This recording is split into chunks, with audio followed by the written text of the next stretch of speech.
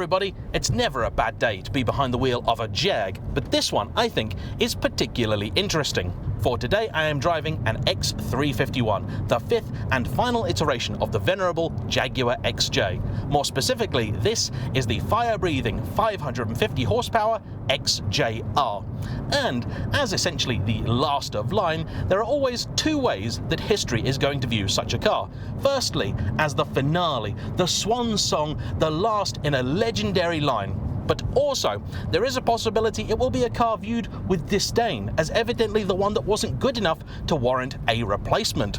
I've got mixed feelings about the X351, and I've driven a few on the channel before, but never an R. So today, let's find out whether this is a future classic or Jaguar's greatest failure.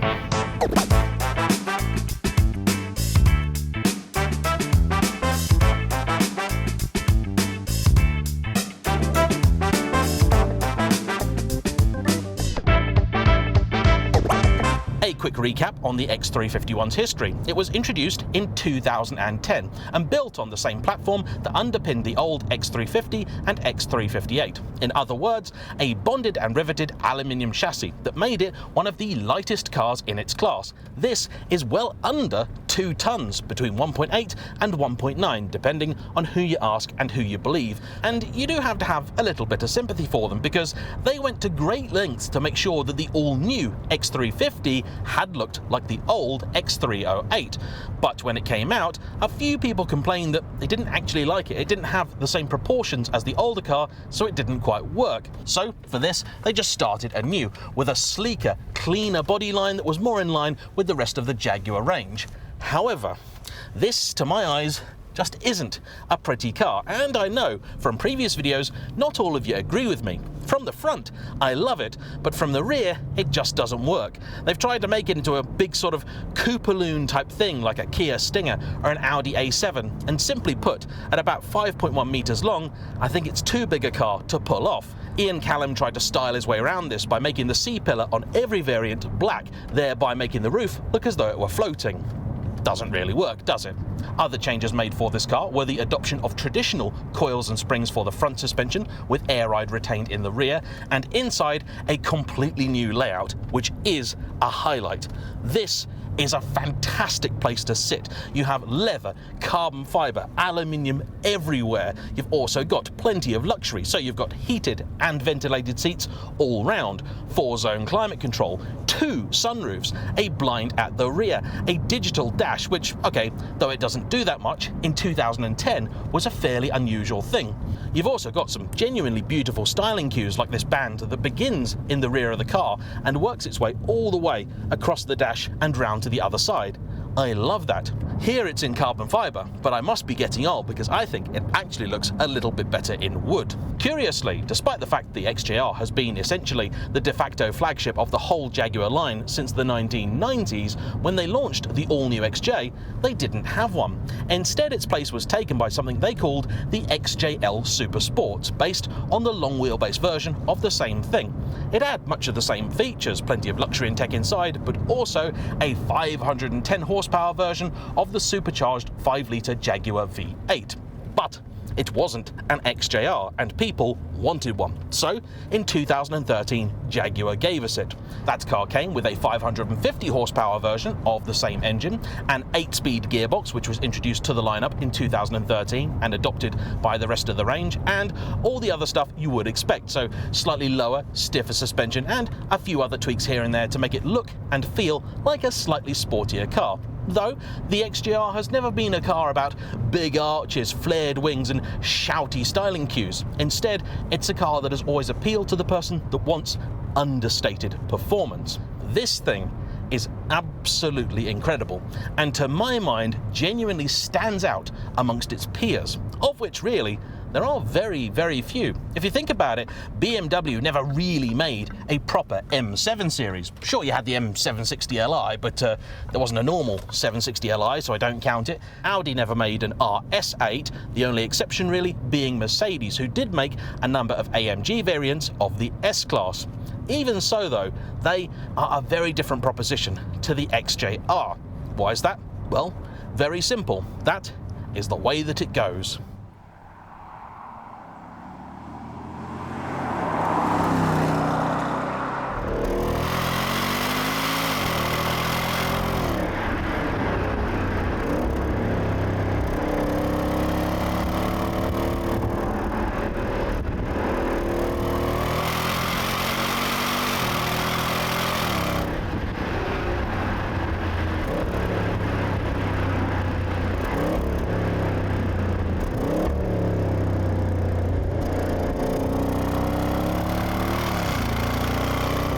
You see, I've driven a number of the hot AMGs, and though an S65 is a fabulous thing, really it's a brute. It's designed for achieving high speeds on the autobahn, and that really is about it. Not that that isn't a fine achievement, but what differentiates the XJR from all of those other cars is the fact that while it is certainly luxurious and clearly has plenty of tech, when you throw it a corner, it doesn't fall apart. Instead, it comes alive.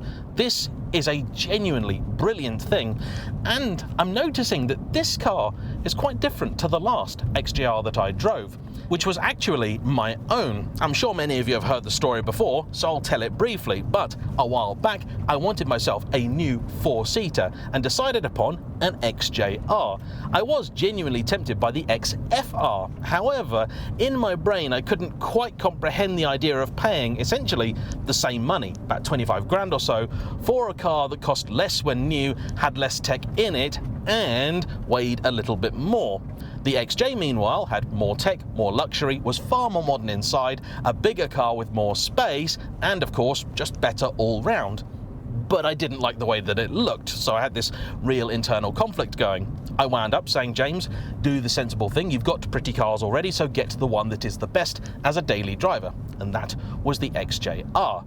Unfortunately, the example that I bought wasn't in quite the condition that I had hoped, and the dealer had really no interest in fixing it, so it went back very, very quickly. That car, I felt, rode quite firmly, something echoed by many test reports of the day. However, this, unless my memory is very, very much mistaken, seems to be a little more plush, a little more compliant.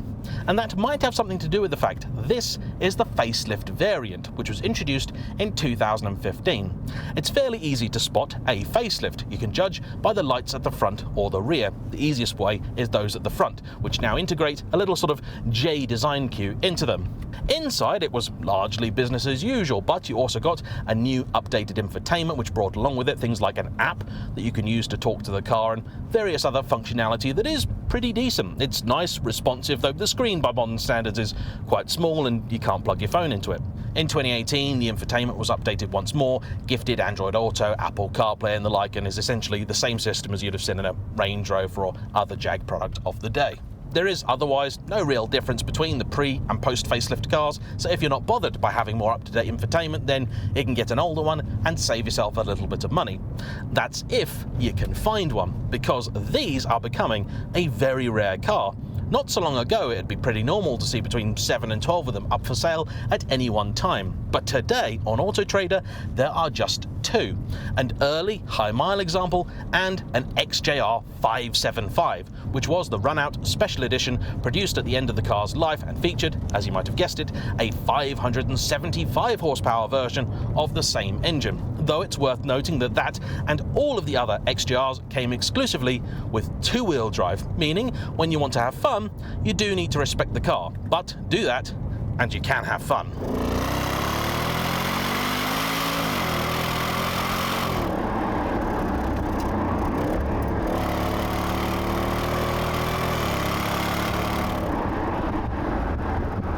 The exhaust was also improved for the facelift. Previously it had been just a little bit muted for an R. Here, at around 4,000 RPM, a valve is opened, unleashing a quite impressive sound with a real hard edge to it, another benefit of super over turbocharging.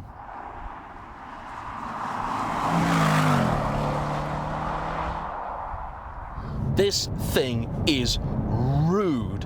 Really, really disgustingly rude.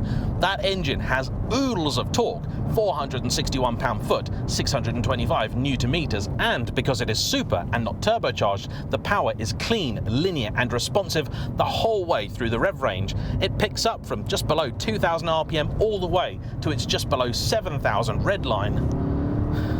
Oh, this thing is mighty. Visibility is okay, not excellent. The B-pillar is a little far forward for my liking, and the bonnet you can't see as much of as you might imagine. Out the back is okay, and for parking you have a 360-degree camera, making things a little bit easier. Even so, this isn't a small car, especially here in Britain. This was also the first and only time you could get an XJR in either short or long wheelbase form. Previously, you could have essentially that, but it wouldn't have been called an XJR, instead a Super V8 or the like. However, this wasn't the case in all territories, so in Britain you could only have the car as short wheelbase, in America only as long wheelbase, and in other places you had the choice. This not being a German car, there also wasn't all that much to choose from in terms of specification. This car was originally owned by a Jaguar manager, then subsequently an elderly gent who passed it on to his son, who didn't like it, and then it was sold to its current owner, Lewis, who is just 27 and Jag mad. He's had several of them. Before this, he had another XJ of the same generation, but powered by the 3-litre diesel. I have driven one of those, and it's a fine thing, but he realised very quickly it wasn't the car for him, so went on the hunt for an R, and this is what he's got. A fine choice too. Grey wouldn't have been my first choice of colour, nor I think his. However, like me, he does really appreciate the strips of red leather in here that really do help lift the interior. You could also get these with cream and various other colours, and honestly, if you're gonna buy a Jag, do yourself a favour and don't get one with an all black interior. It'll be a very nice place for sure, but just not as special as it really can and should be. He has owned the car now for just over a year, during which time it has been totally reliable, and generally speaking, this generation of XJ has a pretty good record in terms of durability, particularly if you go with one powered by the V8. For those who don't desire or require the performance of the R, Jaguar also did these with a naturally aspirated version of the 5-litre, making 385 horsepower, and in portfolio trim, they are some of the most luxuriously appointed. Unfortunately, or fortunately, depending on how you look at it, getting a good example of one of those is likely to set you back the same as getting a half-decent example of one of these. And so I think most of us would just say, sod it, I'll have the XJR. And if you do, I think what you'll find most surprising about this car is not its turn of pace. It's got 550 horsepower, of course it's going to shift, but its breadth of ability. This is a car that is so capable at so many things, and here I think it could be one of the best Jags ever, which is not a conclusion that I expected, because you see, the last few times I drove one of these, I was left a little bit disappointed, not just by the styling, but the ride, because that is a core component of any Jag. The old XJR, and even some of the regular XJs, they lost the plushness, they lost the composure that a Jag should have. This appears to have regained it. Quite why or how, I couldn't tell you. I didn't know that they had made any changes, but from this seat right now, I'm pretty convinced that they have. The only other thing about this car really bugging me at this point in time, and I know it shouldn't, but once Richard Porter and Johnny Smith mentioned it on their podcast, I couldn't unsee it, was the fact that the logo on the steering wheel has been changed to a Jag, which is leaping the wrong way. It's going over there, into the past, not the future, which is that way if you're a Western citizen. I prefer the old school steering wheel with a Jaguar looking at you going, yeah, I'm gonna get you. Apparently this was too aggressive for certain cultures, so they ditched it. Shame, I think. It was quite cool.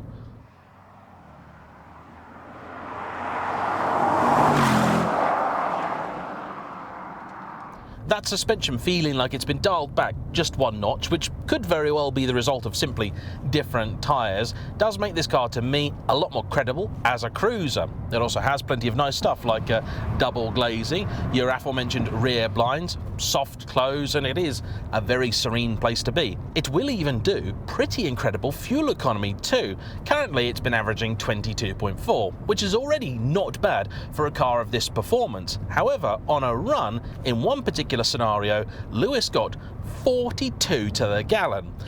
I wouldn't like to tell you you're going to get that all the time, and I'm pretty confident that must have involved a lot of downhill, but over 30 definitely can be done, and that is fabulous. I sold my XJ and replaced it with a Maserati Quattroporte, which in many ways is about as close as you're ever going to get to one of these. It has better steering feel for sure. The Jags is a little bit too light and indistinct. The engine there sounded even better than this, but the gearbox was a step back. This hasn't got the snap or the bite of a dual clutch, but certainly is better than the 6-speed in the Maserati. However, the Maserati also would struggle to get over 20 to the gallon in normal usage, and on a run at absolute best would do about 25. This is much better than that. Against the Jag though, and I think a deal breaker for some, is the fact that with this generation, part of the restyling was allegedly to give it a lot more headroom in the back, which apparently had always been an issue. However, here, it hasn't worked. It just hasn't worked. I sat in the back of this car. I'm 5'10", but I have quite a long torso, so I'm closer to sort of 6'1" in that department, and I was touching the ceiling. It's just not that comfortable in the back for taller passengers, so it would appear that all this restyling was kinda for nothing.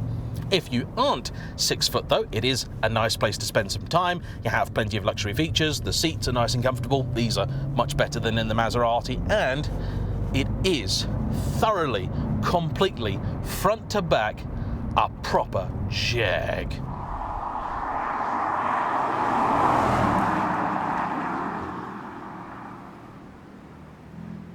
How can I tell? Well, simple. There are three things that make up a Jag: grace, pace, and space. This has the grace that once it had lost. I love it. It flows, it works with the road. In terms of styling, maybe not so much, but the jury's out, and that's subjective. Pace, no doubting that, it has it in spades. And space, okay, that's probably the one where it's the most marginal, but you've got a decent enough sized boot, it's good for this segment, and for most passengers, there will be just about enough of it. This combines to make a car which has an awful lot for the money, and for your 25 or 30 grand, which is what you'd look to be spending to get an earlier, higher mile example of one of these, I really struggle to think of anything which can combine so completely and so well that sense of luxury, occasion and opulence you get, along with the driving and handling feel. Yes, there are many Bentleys out there which are also very good, very nice inside, and will go around a bend, but they've got a very different vibe about them. A Continental or a Flying Spur, it's just not the same. It'll do it, but it's less happy about it. This is really eager, it's really keen. And if the classifieds are anything to go by, it would appear quite a few other people have cottoned onto that as well. It wasn't even that expensive for Lewis to insure. At 27, he pays less than 500 quid for it. That's good. And that's because a Jag is not the sort of thing that young people often think of. But they should. Production of the XJ ended in 2019, at which point we were all told the next version was to be electric. That then got paused, then 2 years later we were told it was certainly going to be coming, and then it got cancelled, apparently for good, leaving this as the last XJ, possibly and probably ever. That's a shame, and historically, I always felt like the XJR kind of went out on a bit of a low note. But after today's drive, I think I'm willing to change my tune. A huge thank you to Lewis for bringing his car out, and as ever, to you for watching. Don't forget to hit the like button, comment down below, subscribe if you haven't already, and I'll see you for the next one. Bye bye.